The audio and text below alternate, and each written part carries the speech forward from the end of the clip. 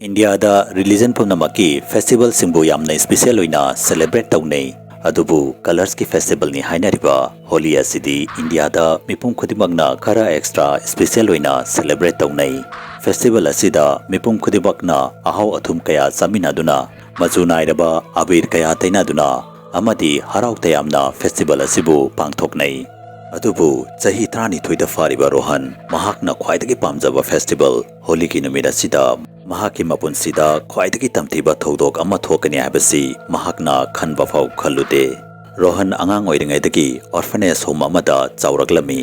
adubu chahi adugi Holi gi numit kharani walingai mamangda matai manau amakhak laktuna Rohan bu adopt tawrami makhoina Rohan bu makhoigi yumaduda puduna laklami adubu Rohan yumaduda sanglakpada yumadugi sumangda chap leplami amadi yumadugi manakta leiba garden amada yamna munna yengtuna leptuna leirami adubu mahakna yumadugi sumangda leptuna leirigaida mahaki anopa mama aduna mahakpu yumadugi manungda changlaknaba hairaklami Rohanbu mahaki anopa family aduna mahakpu yamna luna tawbirami family adugi mipum khudimagna mahakpu yamna nungsirami adubu family aduda mahakpu khwaidagi hena luna tawba amadi nungsijaba misagadu mahaki mabok oirami yumadugi manungda yamna ngakpa amadi chingnaba wa amadi leirami Rohan yumadugi manungda karimata athingba leitana koicha chatpa yarami adubu yumadugi second floor adugi mathakta kakhatbadi mahakpu thinglami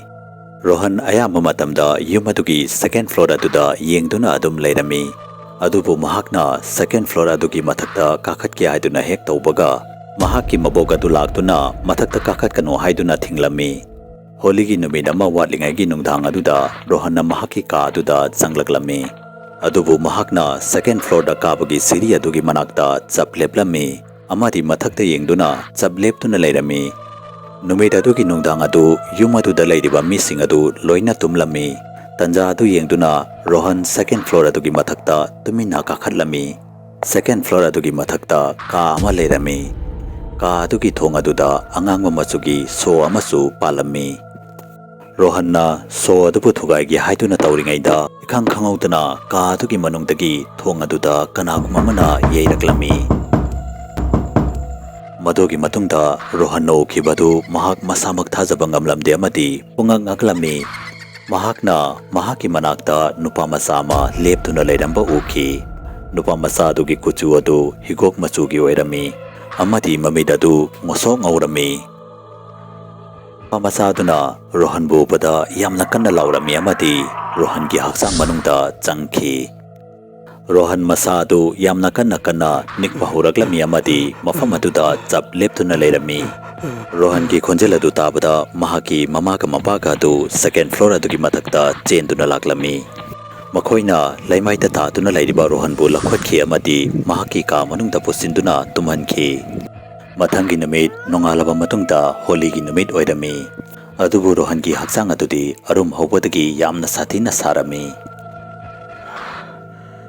Rohan gi mabokna Rohan gi ka aduda nomangkha phutuna puduna changlaklami Rohan khangau haugalaki amadi mabuku hek ubaga yamna kanna lauba horaklami Rohan gi kuchu adu Nupa macha adugi kuchu adugumna higok machugi oiba horaklami amadi mahaki mamidadu ngosong horaklami Rohan gi mataw adu ubada Rohan gi mabok yamna kirami amadi second floor tamna kanna chenduna chatkhi Rohan gi mabokna second floor adu yauraba matungda ka adugi thong adu hangdoktuna leirambadu ubada mahaki maithong aduda Akiba mapokpagi mami ama taba urami Rohan su yamna kanna lautuna maboki maningda tanaduna laglami amadi second floor adugi mathakta kakhalami Rohan na laubagi khonjel adu tabada mahaki mamaga mapaga su second floor adugi mathakta chengkhalaklami adubu makhoina mafam aduda ukibadu makhoi masamak thajaba ngaplamde amadi pungangaklami Rohan masadu thaktang niktuna laimaida taduna leirami Rohan na taduna leiriba adugi nakal amaromda mahaki mabok siduna taduna leirami mado ubada Rohan gi mamaga mapagana makhoigi yumgi second floor aduda tawribasi karino haibadu confirm ama khanglamde Ngaihak leiraba matungda Rohanna wakal taraklaba matungda mahakna mahaki mamaga mapagada makhoigi yum adugi manungda nupa macha amagi thawai uba fangi haiduna hairaklami. Mahakna ahanba oina yum adugi manungda changlakhiba numid aduda yum adugi garden aduda nupa macha adugi thawai adu ukhi. Amadi yum adugi second floor aduda hanjinna uba horaklami. Nupa macha adugi thawai aduna Rohanbu mathakta karaknaba hanjinna hairaklami. Ngarang nungdangdasu nupa macha aduna Rohanga wari sananingbatagi Rohangi hakchang manungda changkhi. Amadi nupa macha adugi thawai aduna Rohangi mabok adu phattaba lai ningami haibadi black magic tawi haiduna hairaklami. Rohangi mabokna mahakpu holigi numita hatoklami haiduna su hairaklami. Nupa macha adugi thawai aduna mahak Rohangi mateng logduna laman khumba lakpani haiduna su hairaklami. Rohangi wahising adu tabada Rohangi mamaga mapaga adu pungangaklami. Maramdi Rohanna hairiba nupa macha adu atai kanasu nalamde. Rohangi mamaga mapagagi amata pokchaba macha nupa adu oirami. Ngasidagi chahi mangamuki mamangda nupa macha adu ikhang khangaudana holigi numita mangkhiba oirami. Numida tugi matungda makhoina makhoigi macha nupa ahangi thawaina isorgi khuyada ingna sikna lairuna bagi damakta laigi oiba thabak thauram khara toktoklami. Amadi makhoina Rohanbu puduna yumadu thadoklamlaga yumadudagi yamna thapna chatkhi. Adubu Rohanna ngasi fabo chahi adugi tamthiraba holi adu kauba ngamdaduna leiri.